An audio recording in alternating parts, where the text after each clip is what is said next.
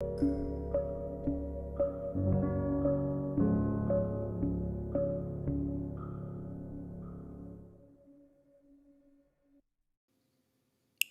some commercial real estate brokers and 1031 companies don't want you to know. Hey, that's the subject of today's video. Hi, I'm Brett Swarts, founder of Capital Gains Tax Solutions, where we help you escape feeling trapped by capital gains tax, eliminate the need for the 1031 exchange so you could sell your highly appreciated commercial real estate, business, cryptocurrency, and or highly appreciated public or private stock, all tax deferred so you can create and preserve more wealth.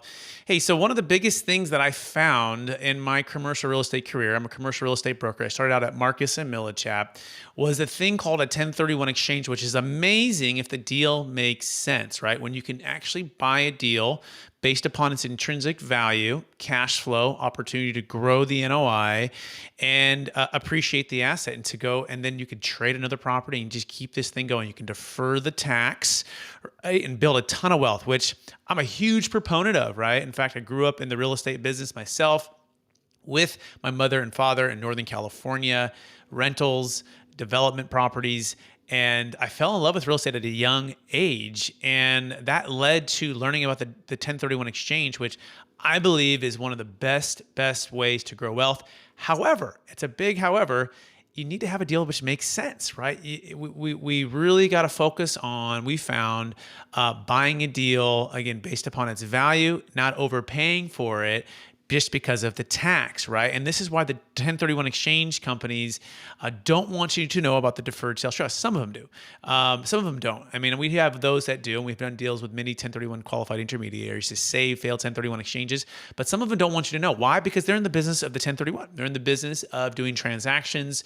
They're in the business of keeping you from trading your one property to the next. Remember, they get arbitrage on the funds. So if you have a $5 million exchange, it's 180 days. They're getting that small fee up front of $700 to $1,000, but then they're getting some arbitrage as the funds sit there, which is great. That's their business.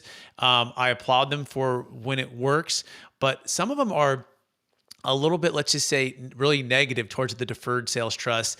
A, they've never had maybe a client ever do it. Two, maybe they've never even looked at the structure or strategy.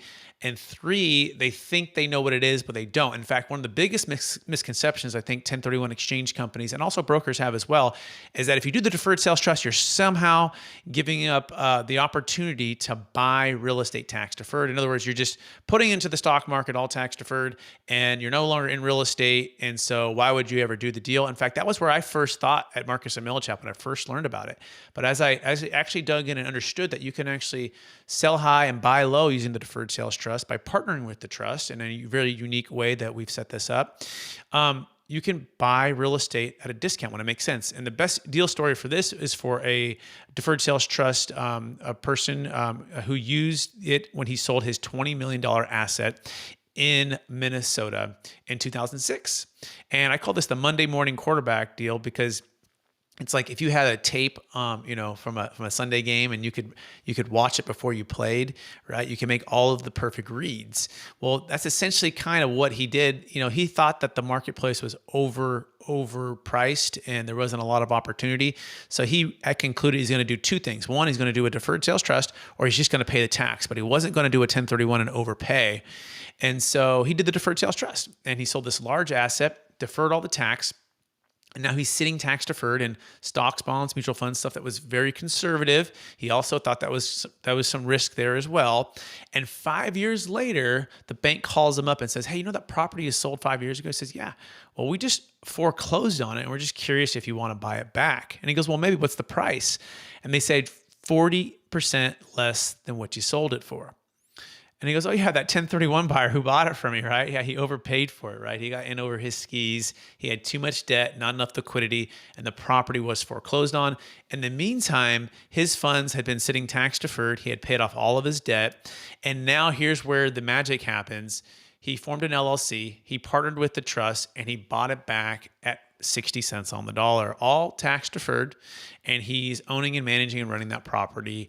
And that's an amazing thing. And once you connect those dots, and I really do believe, by the way, I do love the 1031 exchange companies. I have a ton of respect for all brokers out there and companies. And once you understand that, it changes everything for your clients. I want to show you that, right? And I want to walk you through that. We have a mastermind every Friday, 10 a.m. Pacific Standard Time. You can come and learn about the Deferred Sales Trust totally free. And it's on a Zoom, and ask all of the tough questions. Also encourage you to check out our podcast. We've had groups on that we speak about the 1031 exchange all of the time. So now let's cover the second part, why your brokers don't want you to know about it. Well, it's pretty simple, right?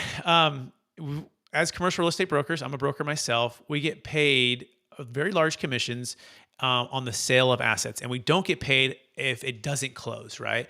And so there is a part of this where it's definitely motivated by being able to get paid, right?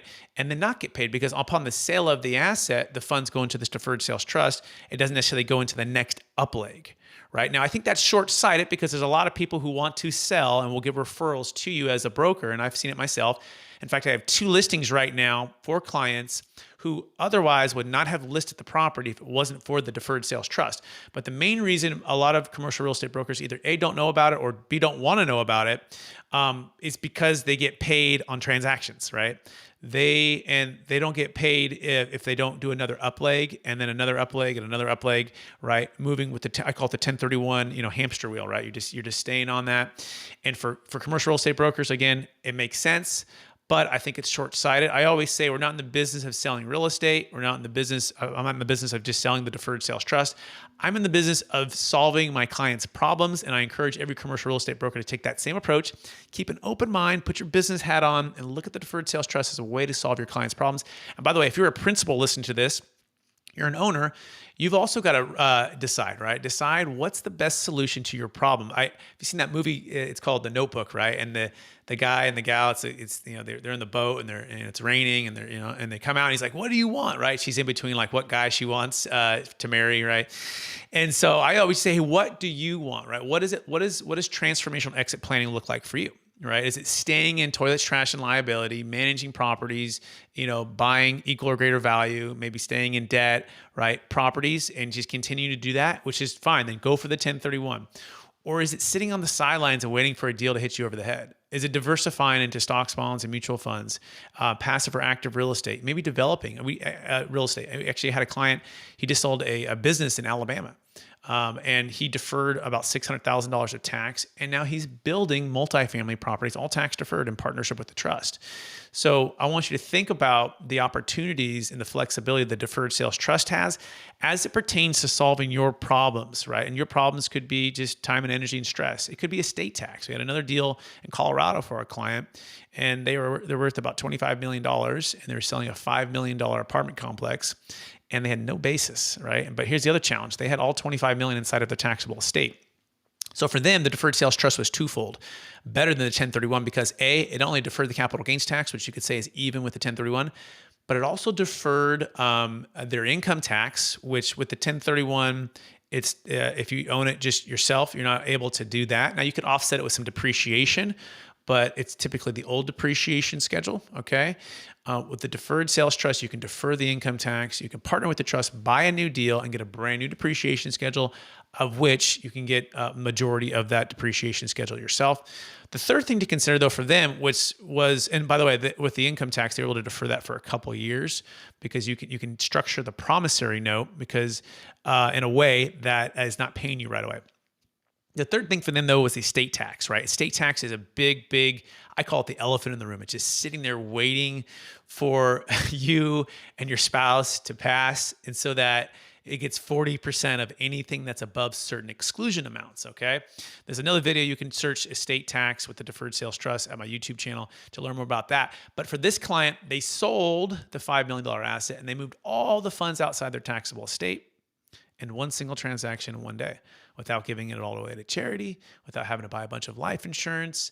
And so again, there was really 3 big things for them: capital gains tax deferral, income tax deferral, estate tax elimination, right? Complete savings for their heirs. So you can learn all about this again at capitalgainstaxsolutions.com. You can come on the Friday mastermind free Zoom meeting by going to capitalgainstaxsolutions.com. That happens every Friday at 10 a.m. Pacific Standard Time, 1 p.m. Eastern Time. And I invite also all the 1031 exchange qualified intermediaries that are watching this. And I invite all the commercial real estate brokers who are watching this to come on and discuss this and debate. I love a good debate too. So happy to debate and walk through all of these things with you. And again, you can register right now by going to capitalgainstaxsolutions.com. Hey, thanks so much for watching this video, and I hope to talk